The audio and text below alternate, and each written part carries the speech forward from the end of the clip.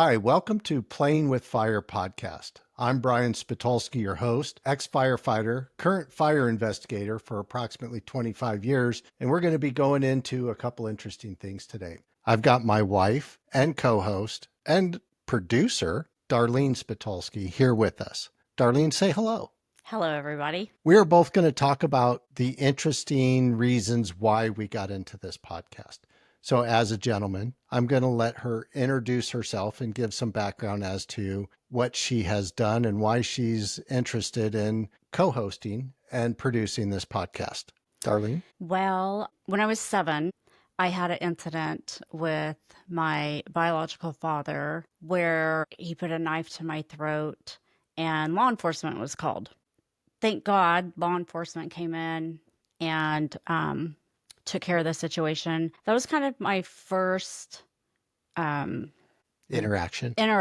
thank you, with law enforcement. Soon after that, my sister and I got adopted, went through high school, got married, got divorced, moved out to California, and got a job at Gallo, where I worked for 8.5 years as the grower accounting supervisor, and ended up moving into a new position that wasn't quite the position that they had said it was going to be. So I resigned. Soon after I resigned, I ran into a Modesto police officer who started talking to me about the police department and their volunteer program. So I applied, interviewed, and got the job. So started out as a volunteer. I was doing volunteer part-time. I was working at a grocery store part-time, and I was working security at the mall part-time and taking college classes. Impressive. So as soon as I started volunteering, I was hooked. Like, I realized that this is why God put me on this earth. Like, this was the job for me, the environment, the people, the community. So from there, I worked my way up. I became a police assistant working. Like parking enforcement? It was parking enforcement, yes. But then from there, I moved over to AVA, which is where people complain about vehicles being parked on the street too long or things like that. So I did that. And then for a hot moment, I went into records and realized that being inside was not my forte. I wanted to be out on the streets. So I applied for the community service officer and was passed over a few times and then kept trying. I wasn't going to give up until they said yes, and finally got hired and just absolutely loved it. Like, it was just everything that I knew that I wanted to do. Started in 2015 as a volunteer. 2017 is when I became a community service officer. And then I had an incident August of 23 and eventually medically retired me December of 24. And during that time, you've had a couple of pretty traumatic incidents during your employment with the Modesto Police Department. Prior to that, you had a life-altering event that happened in 2013. You met me. So that was something that you probably should have said. That I understand you black it out, but I'm still here. I'm not going anywhere. So while you were a community service officer, you've touched as a mentor. Yes. You've also been involved in rape cases and things like that. What do those do to you? Coming from the background that I came from, being in and out of foster homes and being sexually abused, and I was raped in high school, working that job was a way for me to give back because I wanted women to know and understand that they can overcome it, that the situation doesn't define you, and you don't have to become the situation. So I had a great opportunity on several occasions to talk to, a couple of homeless women. I was also in a domestic abusive situation. So I wanted to be able to give back and be able to tell these women, I have been where you've been. I had to live in my car for 2 weeks. Like, I was homeless for 2 weeks. So it meant a lot to me to be able to talk to these women and let them know that it's up to them to make that choice to either go left or right. So it meant a lot to me. And there is a way out. Does the city of Modesto offer programs to women who are in abusive or domestic relationship kind of thing? Yes, the police department offers a lot of outreach programs. They have chat, which works with the homeless. They provide them with a lot of programs to get off the streets, to get off drugs. And I'm sure when they come across domestic situations, that's like if someone was to say, I'm in a domestic situation, then chat would have to get on the radio and call for an officer. And then the officers have programs and information to give them resources to get out of the situation. Okay. And you did a lot of interaction as a community service officer with females specifically. I know you would come back and tell me about certain stories. Even though you're medically retired right now, is that something you would look at maybe volunteering to do or part-time involvement with certain programs? Or what are you looking at now? I don't know. When I moved to Modesto, I started my own homeless outreach program when I was working at Gallo. And there happened to be a gentleman that came and did a seminar at Gallo. His name was Matthew Immersion, and I'm probably messing up his last name. And he has a program called Every Monday Matters, and it's about doing something good every Monday, whether it's picking up a piece of trash, whether it's giving a homeless person food. Just every Monday for, a year, you do one thing nice for somebody. So I reached out to him and we actually got a bunch of people to donate socks, stuff for women, shoes, clothes, hair products, combs, toothbrushes. And I sent out an email and got a bunch of people together to come and volunteer. And so one day we just went out and handed we put them into little Ziploc bags and handed all of those out to the homeless. I would also go to the dollar store when it was raining and buy umbrellas and hand them out as well. And I kind of got away from it after I left Gallo, and being able to work at the police department, you kind of are able to give back as well. Even though you might be on a call if they get arrested, taking their items, you're at least able to bag those items up for safekeeping for them to come back and retrieve them. It's interesting because your kindness was actually a little thorn in our relationship initially because I didn't believe you were real. She actually did all of this. Everything she's saying, she really did. And it took me years to verify and to vet her, but she really is this kind-hearted woman that cares.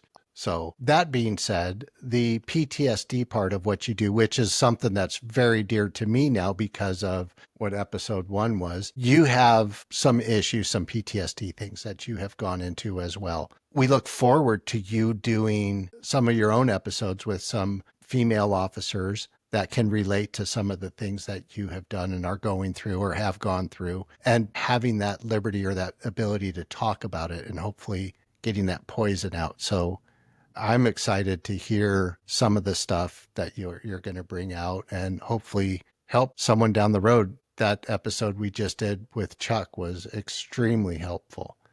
Yes. I know for me and for Chuck, and I've heard nothing but positive feedback on that. Actually, a lot of people want to know a little bit more about the incident and what was the depth to it. So when you do your interview with people, I'm excited to hear how it goes.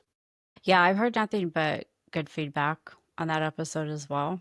And I look forward to speaking about my own PTSD experience, as well as, like you said, female police officers. As the fire department, guys and gals see a lot and have to deal with a lot, especially the officers. CSOs, community service officers, do everything an officer does except go into an active situation. So, And arrest. Yeah. So we have a level, or you could have a level of PTSD. We work car accidents, Jane Doe cases, which means you don't know who that person is. You're trying to identify who that person is. Suicides, you may have to go take photos of, someone who's passed away. For CSO, some of that might trigger something. For an female officer, I think we handle they handle things mentally a little bit different than men do. You know, we're mothers, we're sisters, we're aunts. So I just think it's a different mental level than what the men deal with and go through. So the officers, men and women, have to see a lot and deal with a lot. Right. And you've gone to special therapy to help you with your PTSD. And we can talk about that too, how that has affected you, and hopefully give some resources out. Maybe we make some resources that are available in Modesto specifically, but there's also nationwide resources that I would imagine most departments have access to. Yes, and I think what helped me with my therapy, and it's still, ongoing. Mm-hmm. There are still things that trigger me, but it was important for me to find a therapist who understood law enforcement and who has dealt with law enforcement PTSD. So I would suggest if someone is having PTSD or any problems to find someone who is law enforcement friendly and understands what we go through. Or first responder Yes. friendly. And it's a real thing. And I think that's something that's important to me. And it's become more obvious as we have started up this podcast the podcast isn't just about PTSD. That is something special for us, though, because both of us are going through it, and we don't want to lose another first responder because somebody sideswiped the PTSD thing. Suck it up, get over it. No, that doesn't work. It is a real thing. You need to talk about it. It's poisonous if you keep it suppressed. There's ways to get through it. And if we can help with a resource, we will reach out and talk to people about it. We're not counselors, but we do listen, and we will do research and find somebody who can help with that issue. Just recently, there was a female officer who committed suicide. In Modesto? It was not in Modesto. Okay. But it's sad that she wasn't able to get the help that Right. she needed. And it's just like the fire guys, Right. I know that there's been some suicides with that as well. So Okay. yeah, don't be afraid to ask for help. Right. It doesn't lessen who you are or make you less of a woman or make you less of a man. Right. The resources are out there for a reason, and just don't be afraid to ask for help. Right. Okay. I think we'll transition off of your intro part of it. Something I don't really like talking about is my intro part of it. And I'll just start with my background, where I started into the fire service, and then we'll go forward. And I want to make sure everybody knows that the podcast isn't depressing. It's not just about PTSD. We're going to have some fun stories. We're going to have some investigative stories.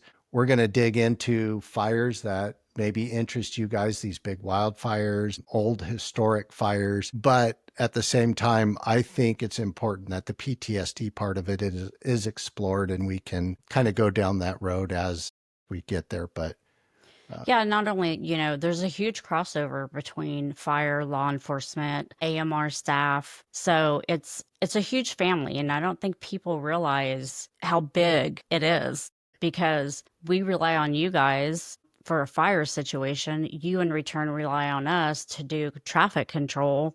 and Maybe. Donuts. We need to know where the good donuts are. Okay, well, there are Sorry. good donuts. Mr. T's is the best. And then, we rely on AMR, and just like you guys, Right. for situations. So we can't leave out the dispatchers, who correct. Oh are my an gosh. unknown Yes. in this equation, because they have to sit behind a microphone with headphones on and listen to everything that's going on. The officer's getting shot, the firefighter down or missing. And the PTSD that comes from that. Exactly. So there's a plethora of people to talk to for sure. Now, I'm just going to go over a couple of things that have brought me into the fire service. So I graduated from a Modesto high school, Bayer High School, in 1985, and I went directly into the military. I went over to Germany for a couple years, and then I came stateside. While I was stateside, I had my own special weapons team, and we were deployed to fight the fires in Yellowstone.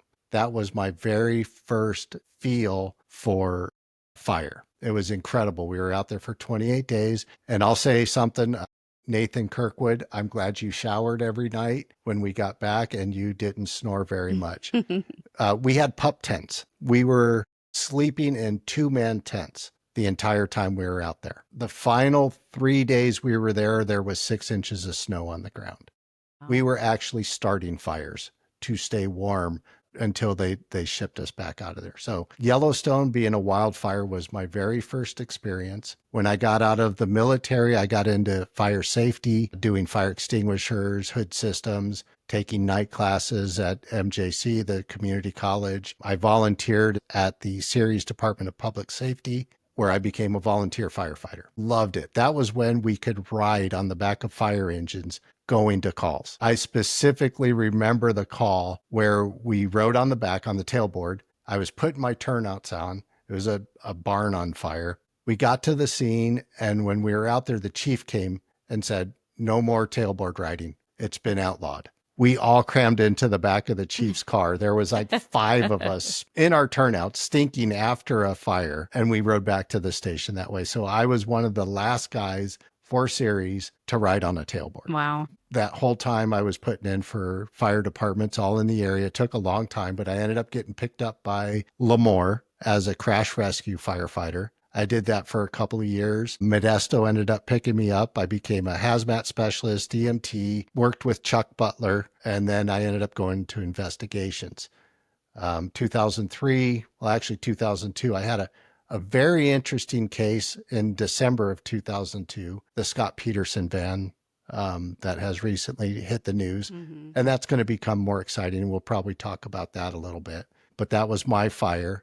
And then in 2003, I left the fire department and went to the private side. I became a private fire investigator. I've been doing that since 2003, so 22 years now of exact same job of doing every type of fire you can imagine. I love doing it. I love talking to people. I love the camaraderie of being able to go and talk to the firefighters who fought the fires, the stories that we still can share. And now as the guys I know are retiring out, it's getting harder because you don't have that same connection of 20 years of talking to somebody. And now they're gone and a new guy's coming in, and it takes a little while to generate that friendship. But many, many stories, many, many relationships, a lot of sad, a lot of fun.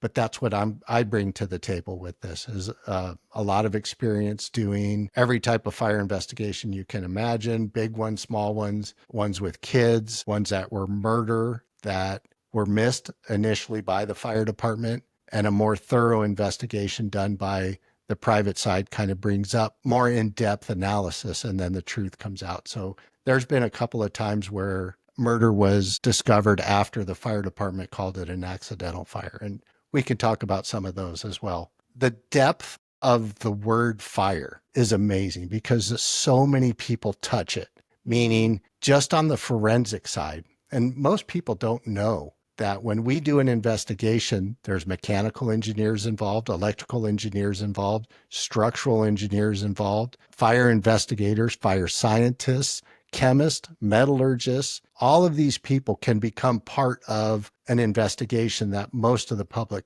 never knows about. Those guys aren't heroic, but they're an important part of the word fire or forensics. So I would like to put some light on them as well. When you talk about a forensic electrical engineer, I've got a couple of people that I've worked with my entire career, and I don't like working with anybody else because I know they're going to tell me the truth, not what I need to hear or what somebody wants them to say. These guys will come in and they'll say, look, this is exactly how this fire happened. And then we put it as part of the picture. So bringing them into this podcast is going to be incredibly exciting because although they're engineers, they're kind of geeky. We're going to do our best to have a communication with them. And when they talk big words, I'll try to explain what those big words are, because I've had discussions, and Scott Busky, you're the one I'm talking about. You throw out big words and equations and stuff, and an attorney will come to me after the conversation and go, what did he mean? What was he saying? And I'll have to kind of explain it back. It doesn't mean the attorneys are less knowledgeable. It's just I've worked with Scott forever. And so that will be a conversation. There are so many private guys that have retired that have set the picture for us. And, you know, we kind of keep carrying that lantern. And now I'm getting to that point where I don't want to do it as much anymore. I don't want to get as dirty as I used to get, and I can't. for medical reasons, but I want to be able to hand down that torch as well. And it's a small community in our area in Northern California. There's less than 20 guys, I would guess, that are doing everything from Bakersfield north. Most of them are pretty good guys. Yeah. So that's what this podcast is going to do. We're going to explore the word fire. We're going to talk about heroic actions that firefighters take. I think in the podcast with Chuck, I was saying firefighters aren't heroes because they run into buildings that are on fire as everybody's running out. They're heroes because the next day they get up and they do it again. Yeah. We watched a documentary last night that was about some firefighters in LA that got burned out pretty bad. And we're hopefully going to go into that. But those guys went back to work. Talk about PTSD. That one event, how it changed their lives and forced a couple of them to medically retire out. And they're thankful that they lived, but they're in a different world now. And you can see it when they're telling their story. They're crying, and that's the PTSD that I think people need to understand, that just because a firefighter puts on his jacket and goes in and saves somebody and then he's gone, it's not over for us. That's not when it ends. It doesn't really end. I can still think of my first fatality, the first little girl that didn't make it as she fell in the pond, and her dad, he lost it. The lady who died against the wall and left her shadow on the wall. I can remember every single one of them. And every one of those, I carry a little bit of, I don't know, story. I wouldn't call it a negative or a positive. It's just weight. So that's what we want to get into, is the depth of the word fire, the meaning of the term firefighter, what that is, not just firefighter putting out fire, but firefighter human. And not a fire inspector. We will look at fire investigators. There are fire inspectors, and they check typically occupancies, exit signs, fire extinguishers. Out here in California, we prefer the term fire investigator because I don't care about a fire extinguisher unless it didn't work. And then that's important. But hopefully this becomes a very interesting podcast. We will throw all kinds of topics out there that some people may like, some people may not. Some people may want to listen to the difficulties of PTSD and some of the stories that give us PTSD, and other people won't. But if you like it, keep listening to it. Give us likes, thumbs up. I don't even know how all that stuff works. Subscribe. And to be honest, I have never listened to a podcast before we started doing this. You and I set this up. We got this rolling with the help of Jason and Shireen. Yes. Who, if you guys go to our website, playingwithfire.net, you'll see the bios on us, and you guys can understand the absolute professionals that are helping us put this together. Yes. And we could not do this without them. Yes. But I have seriously enjoyed sitting and talking with you. Has anybody told you got really beautiful eyes?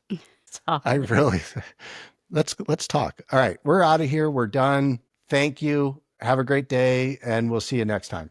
Bye. Have a good day.